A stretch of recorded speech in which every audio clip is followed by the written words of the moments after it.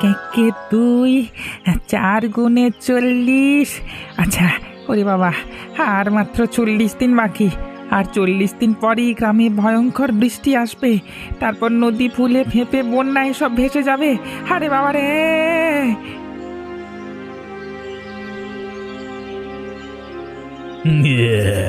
ওই দেখো, পাগলা গোকুলের খ্যাপ আমি দেখো। নিজেকে বড় পণ্ডিত মনে করে, ওখানে গাছের নিচে বসে বসে দেখো অঙ্ক করছে। কি রে পাগলা গোকুল, তোর অঙ্ক কি বলছে শুনি? এত হাত গুনে মাথা চুলকে কি বার করছিস? ভয়ানক বিপদ আসছে গ্রামে, খুব জোরে বৃষ্টি আসবে গো। কি সব বলছি? কিসব বলছি রে বাবা? তুই কি শহরের বড় বড় পড়াশোনা জানা লোকেদেরও হারিয়ে দিবি নাকি রে তোর এই অঙ্কের মাধ্যমে? দেখো না, এমন ভান করছে যেন জগতের রহস্য আবিষ্কার করেছে নিচে। আমার উপর হাসছে। তা কি বিপদ আসবে রে? আরে ছাড় তো, পাগলের কথা শুনে কোনো লাভ আছে? তোমরা বুঝতে পারছো না গো, আমাকে বিশ্বাস করো তোমরা, এই গ্রামে ভয়ানক বন্যা হবে, আকাশ ফুঁড়ে বৃষ্টি আসবে। তোমরা তোমরা এখন থেকে যদি কোনো প্রস্তুতি না নাও, তাহলে কিন্তু সব জলে ভেসে যাবে। শুনেছিলাম বেটা তুই নাকি একবার খুব করে কচু খেয়ে পাগল হয়ে গেছিলিস। হ্যাঁ, ওই জন্যই তো মাথায় কচু পোড়ার মতো বুদ্ধি। চলো চলো, হ্যাঁ, বেটাকে আনন্দ করে নিজের মনের সুখে অঙ্ক করতে দাও, আমরা নিজেদের কাজে যাই। হ্যাঁ হ্যাঁ, এখানে দাঁড়িয়ে দাঁড়িয়ে আমাদের ছেলে খেলা করবার সময় নেই, ওসব বাজে কথা ছাড়ো। ওরা মরুক গে যাক, তাতে আমার কি? এই যা কচু পাতা নিয়ে এসে জড়ো করেছি, তাতে এবারে আমার ব্যবস্থাটা অন্তত উদ্ধার হয়ে যাবে। তারপর যার বিপদে পড়ে আসবার ইচ্ছে হয় আসবে। এই কচু পাতা আর বাঁশ দিয়ে জুড়ে একটা বড় ভেলা বানাবো, তারপর আর কোনো সমস্যাই থাকবে না। ওই দেখ, পাগলাটা আবার কি করছে রে? তাই তো, চলো তো দেখি। আরে ও গোকুল, কি করছিস ভাই? ভেলা বানাচ্ছি গো, ভেলা। এই ভেলা জলে ভাসবে, এর উপরে বানাবো কচু পাতার ঘর। আমি তো বাঁচবো, সেই সাথে গ্রামের লোকেরাও বাঁচবে বন্যার থেকে। তার মানে তুই বিশ্বাস করে ফেলেছিস যে বন্যাটা সত্যি সত্যি হবে? এই গাধা! আরে তুইও না নন্দু ভাই, ওর কথায় তাল মেলাচ্ছিস। ও নিজের কথা বিশ্বাস করবে না তো কি আমাদের কথা বিশ্বাস করবে? ওর মাথা ঠিক নেই, একটা পাগলের কথা শুনে আমরা চলবো নাকি? হ্যাঁ হ্যাঁ, তোমরা নিজেদের মতো করে চলো, তারপর যখন বিপদ আসবে তখন বুঝতে পারবে মজা। আচ্ছা আচ্ছা, তুই তোর মজা নিয়ে এই কচু পাতার ঘর বানা, আমরা চললাম। হ্যাঁ হ্যাঁ ভাই, পাগলা গোকুল, তোর ভেলা হয়ে গেলে আমাদের একটু দিস, হ্যাঁ, আমরা চড়ে দেখবো।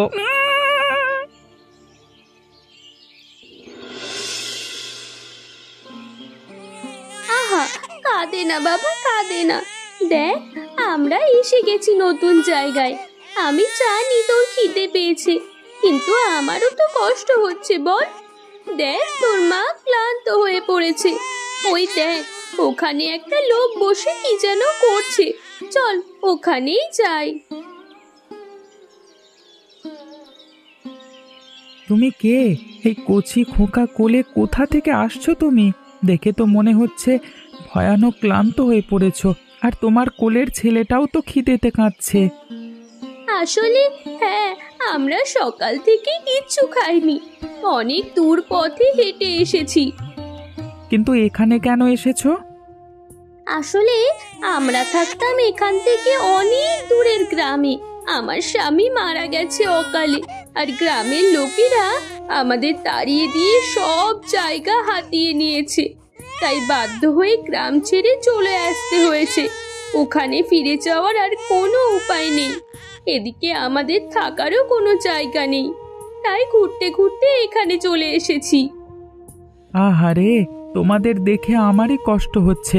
তোমরা চাইলে এখানে থাকতে পারো, এখনো এই ঘরের কাজ বাকি আছে, কিন্তু তাও থাকবার মতো উপযুক্ত হয়ে গেছে। কিন্তু এটা কিসের ঘর? এটা হচ্ছে ভাসমান কচু পাতার ঘর, আমি নিজের হাতে বানাচ্ছি। আসলে সামনে বন্যা আসতে চলেছে তো, তাই বন্যা আসলে এর মধ্যে থাকা যাবে। উম, কিন্তু কিন্তু আপনি আমাকে সাহায্য করতে চাইছেন? কোনো চিন্তা নেই, আমাকে অচেনা মানুষ ভেবে বিশ্বাস করো আর না করো, কিন্তু এই কচি ছেলেটার মুখের দিকে চেয়ে আমি আমি এই আশ্রয়টুকু দিচ্ছি, তুমি থাকো। বড় দয়া আপনার মনে। ঠিক আছে, আপনার যখন দয়া হয়েছে আমি এখানেই থাকবো। আমি ঘরের ভেতর থেকে খাবার পাঠিয়ে দেব। কি গো পার্বতী, আজ তো বাজারে সবজির দাম সস্তা দেখছি, তুমি একটু বেশি করে নিয়ে যাবে তো? সব সময় তোমাদের আমার দিকে নজর কেন গো? নিজেরাও তো একটু বেশি করে নিতে পারো। আমি মরছি আমার জ্বালায়, আর তোমরা আমার পেছনে লেগে বসে আছো। বাবা, এই কেন, তোমার কি হলো গো বউ? সত্যি, আমরা যখন পার্বতীকে দেখি সব সময় যেন পার্বতী তেলে বেগুনে জ্বলতে থাকে। বলি একটু শান্ত হয়েও তো থাকতে পারো নাকি? শান্ত হয়ে আর থাকবো কি করে? চোখের সামনে যা সব অঘটন দেখছি। কি হয়েছে, কি হয়েছে? আরে আজকে আবার কি নতুন খবর আছে তোমার কাছে? ওই শয়তান পাগল গোকুলের পাশে থাকলে কি আর খবরের অভাব আছে?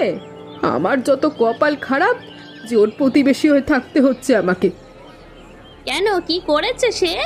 বেচারা তো নিজের অঙ্ক, আর আজকাল শুনছি কি কচু পাতার ঘর নিয়ে সুখে আছে। সে তো কারো ধান্দায় থাকে না। তোমরা কি করে জানলে যে ধান্দায় থাকে না? তোমরা তো আর চোখের সামনে দেখোনি। এদিকে ওই কচু পাতার ঘর বানিয়ে সেখানে তো একটা অন্য গ্রামের বিধবাকে নিয়ে তুলেছে বলে ছোকছোকানি তো কম নেই। এ কি বলছো কি তুমি? এটা তো বিশ্বাস করা যায় না।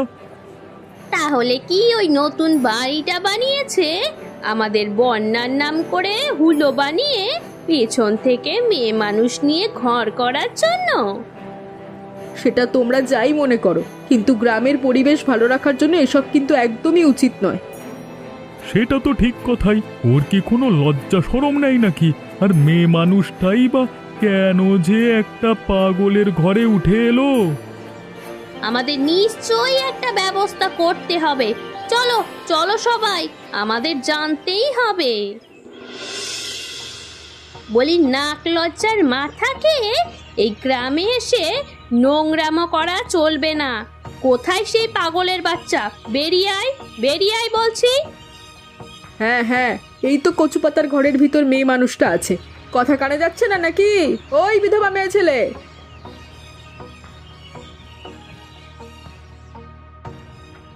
নিজের স্বামীকে মেরে পাগলের ঘর গোছাতে এসছিস? নিজের গ্রামে এই চরিত্রের জন্যই তো জায়গা হয়নি, সেজন্য আমাদের গ্রামকে খারাপ করতে এসছিস তুই? আহ, তোমরা কি কথা বলছো কাকে? ও একজন অসহায় মেয়ে, অন্য গ্রাম থেকে এসে এখানে রাস্তায় ঘুরে ঘুরে কষ্ট পাচ্ছিল ওই ওই ওই কচি খোঁকাটাকে নিয়ে। তাই ওই বাচ্চাটাকে বাঁচানোর জন্যই আমি এখানে থাকতে দিয়েছি। আমি তো কোনো ভুল করিনি। ঠিক ভুল কি বোঝো তুমি, পাগল মানুষ? আর তোর লজ্জা নেই রে মেয়ে ছেলে? তুই এই পাগলটার সাথে ঘর করতে এসেছিস?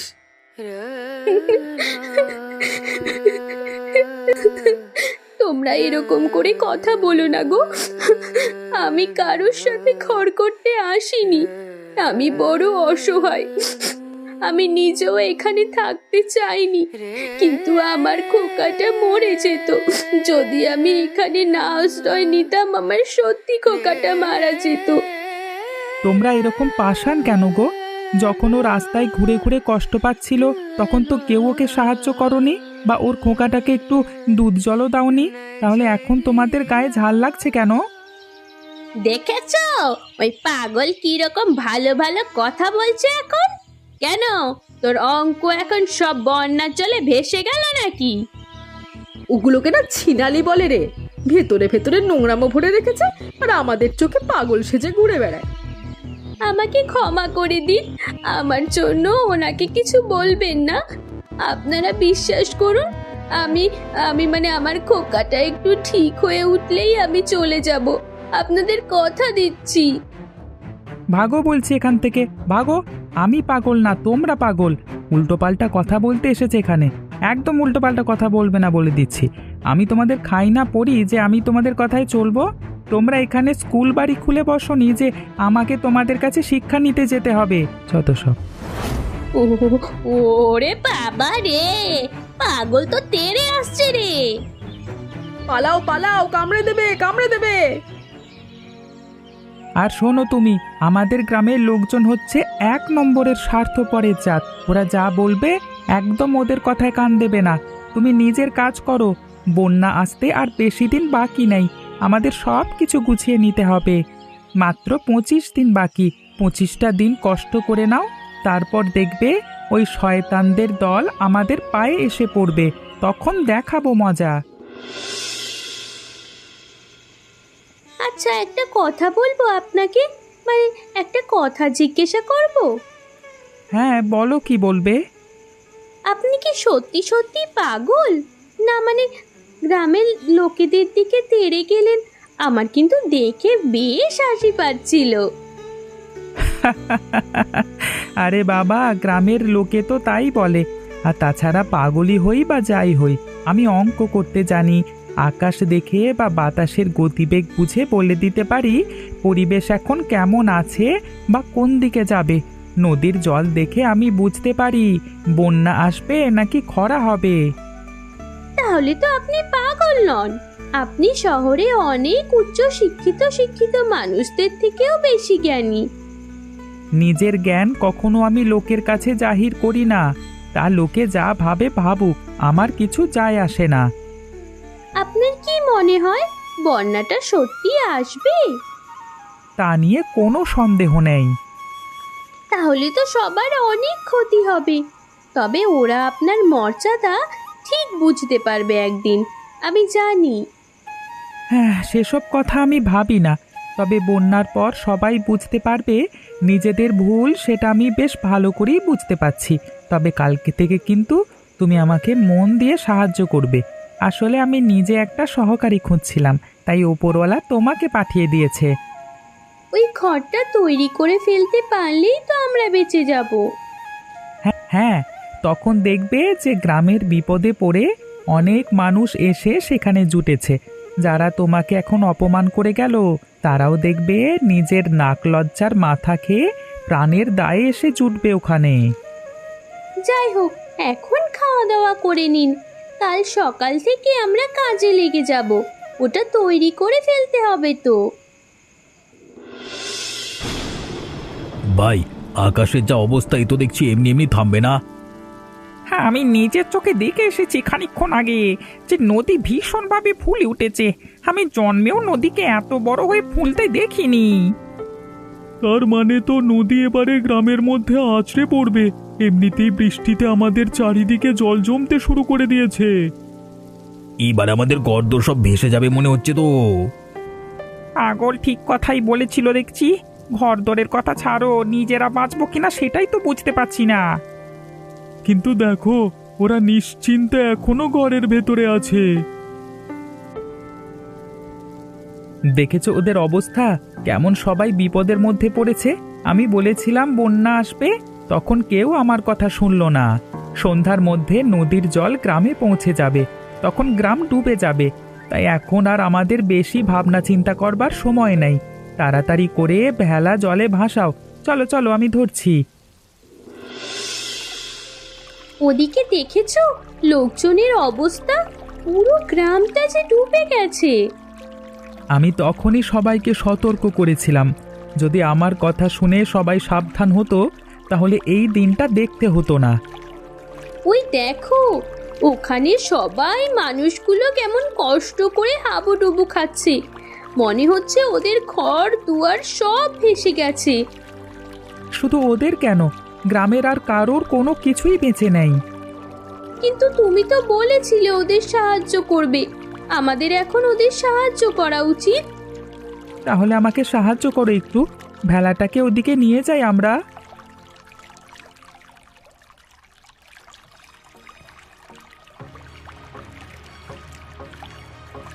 বাঁচাও গোকুলদা, আমরা এখানে ডুবে যাচ্ছি, আমাদের ক্ষমা করে দাও। আমাদের সবকিছু শেষ হয়ে গেল, তোমরা না বাঁচালে আমাদের কে বাঁচাবে বলো? আমাদের শেষ আশ্রয়, বাড়ি ঘর দুয়ার, গরু ছাগল সব শেষ হয়ে গেছে। এমনকি চাষের ফসল পর্যন্ত আর ঘরে তোলা হলো না। আমাদের বড় ভুল হয়ে গেছে।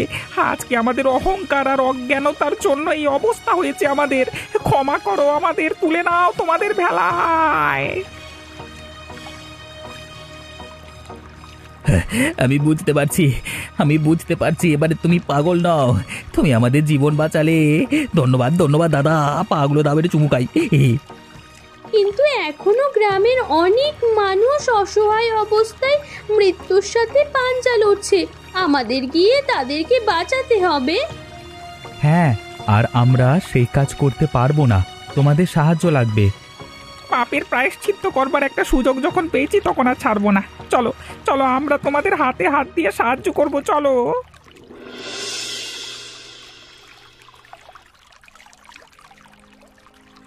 বাঁচাও, আমাদের সর্বস্ব শেষ হয়ে গেছে, বাঁচাও।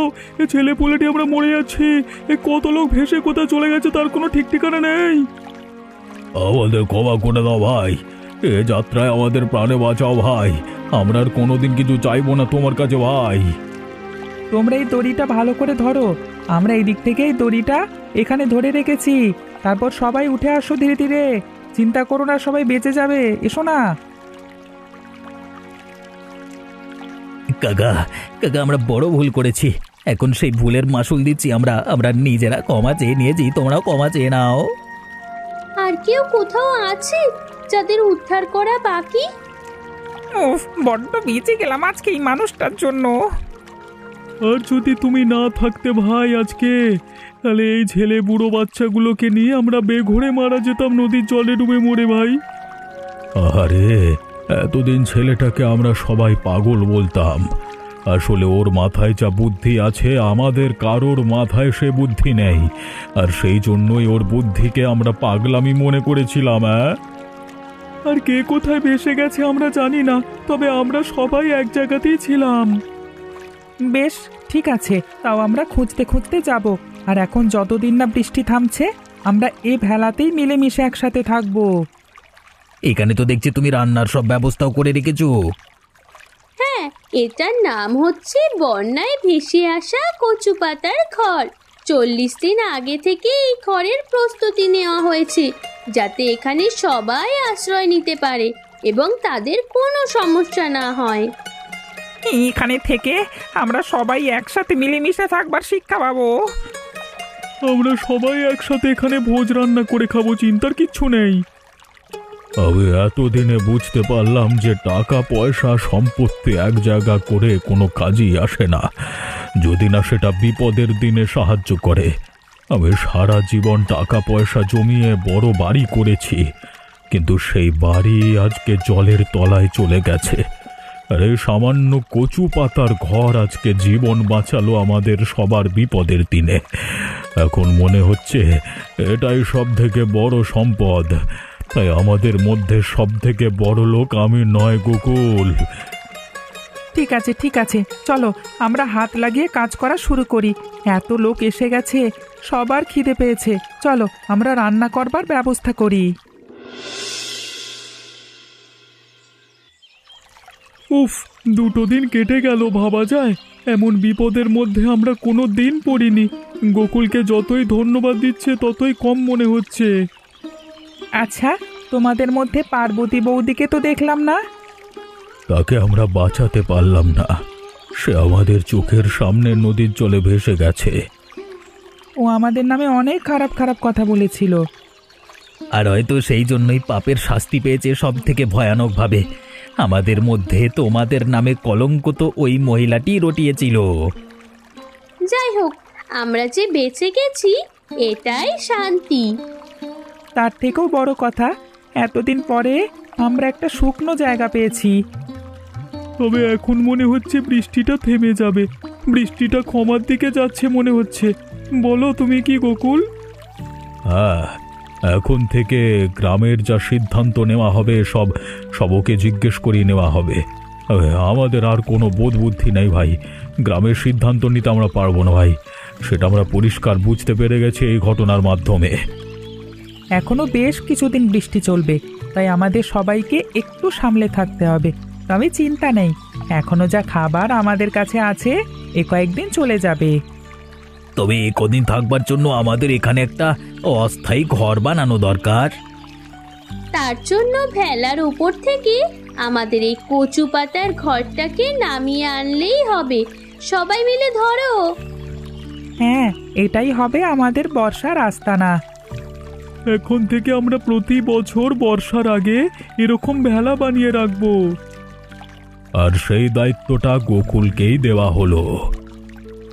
ঠিক আছে, চলো এখন সবাই মিলে হাতে হাত লাগিয়ে ভেলাটার ওপর থেকে কচু পাতার ঘর নামিয়ে আনি, কারণ ওর মধ্যেই তো থাকতে হবে যতদিন না বৃষ্টি থামছে ততদিন। এসো এসো, সবাই এসে কাজে হাত লাগাও।